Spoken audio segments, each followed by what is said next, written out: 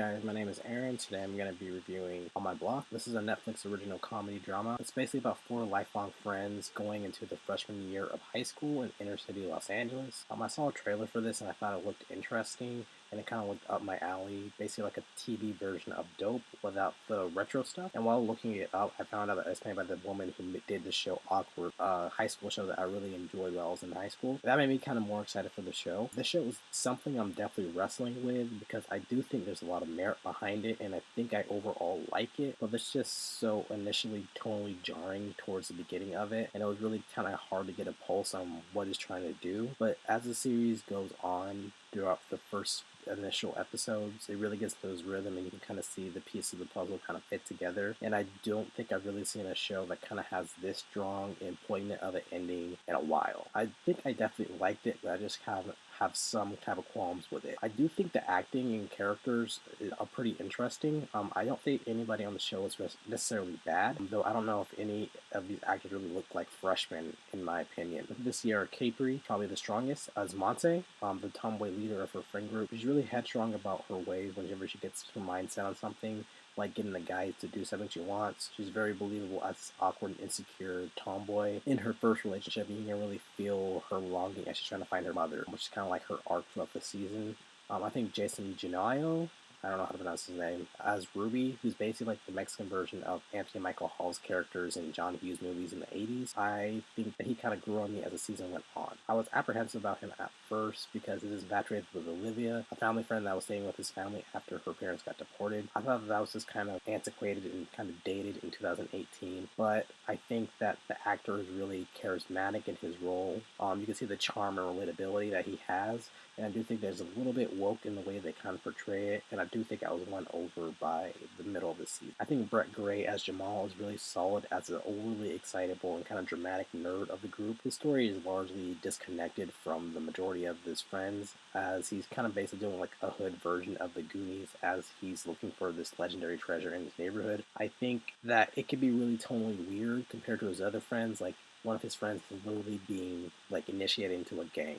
But I think that Gray is a charismatic enough actor that it makes it watchable, and it does get better as it goes on. Diego Tinoco as Caesar, the teen that's being put into this gang life by his brother. I always thought that he was probably the weakest of the main characters. I don't really think that he's a bad actor, but he kind of has two tones in the show. Like, I'm kind of struggling with kind of being in this gang life by his brother and this kind of star-crossed love story. And I think that he's better in the former, and I think that he kind of shows off his range more in the former as opposed to the latter one, which is what the show kind of relies on, I think, more. I think Ronni Hawk as Olivia, the child of the deported parents who comes to live with Ruby's family, I think that she does what she can with the character. I think her character on the onset is the most interesting because I don't really think there's been a story like this told in a coming-of-age story.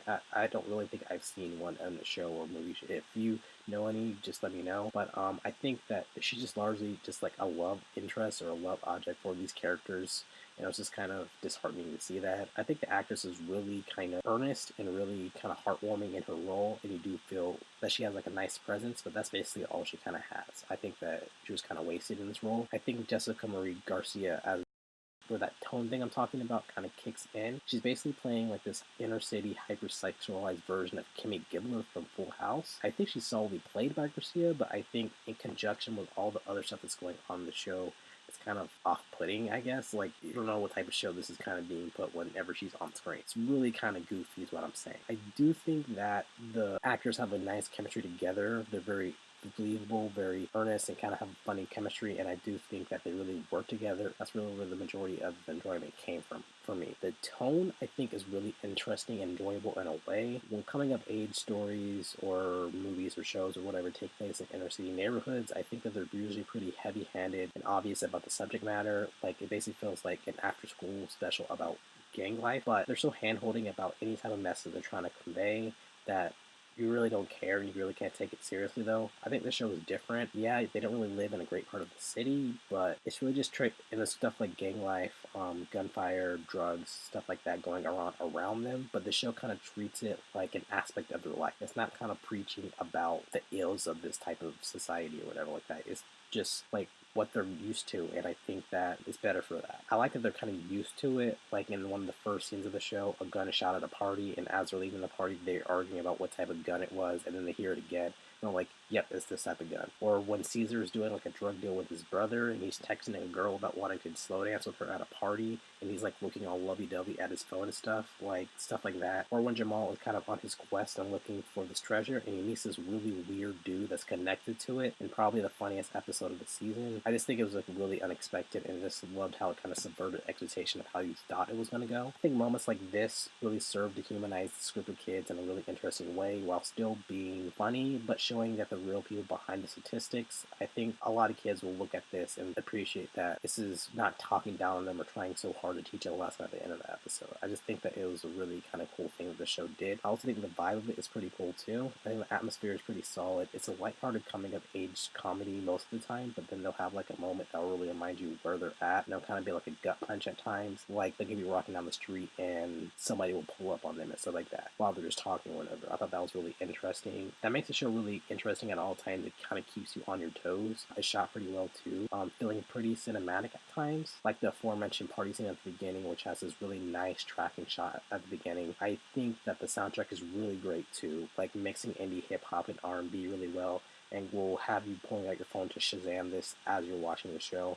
Definitely one of the better TV show soundtracks that I've heard in a while. So yeah, I think the vibe is really unique and really nice, and really one of the more enticing things about the show. I do think the tone is a problem though. Even though I do like the unique tone, it does kind of take the viewer a while for it to kind of get on the same wavelength. Stuff like Jasmine, Ruby's wild grandma, and even Jamal's storyline to a certain extent kind of feel completely lifted from a different TV show, and it's kind of jarring when you're watching like a 30-minute TV show. It's hard to know whether you're supposed to be laughing at this stuff or if you're supposed to be taking this seriously.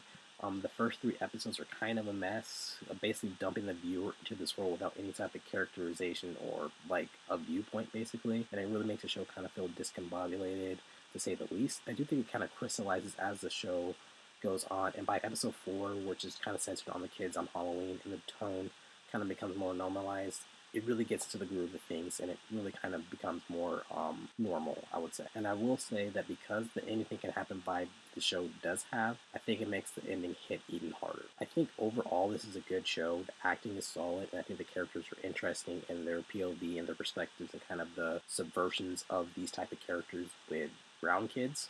I think the kids have solid chemistry together, and that's the selling point of the show. The tone is definitely the most enticing thing about it, being really chill and funny, but kind of going into the more serious stuff, life's taking takes, like things in dope for Atlanta. And I do think that it does have a really insane and really nice vibe and atmosphere, with the cinematography and the soundtrack being really outstanding for a TV show. I do think the show does take a while to kind of settle into its groove, and the tone can be kind of jarring, even for me, but I enjoyed it. So overall, I'll probably give it like a 7.5 out of 10.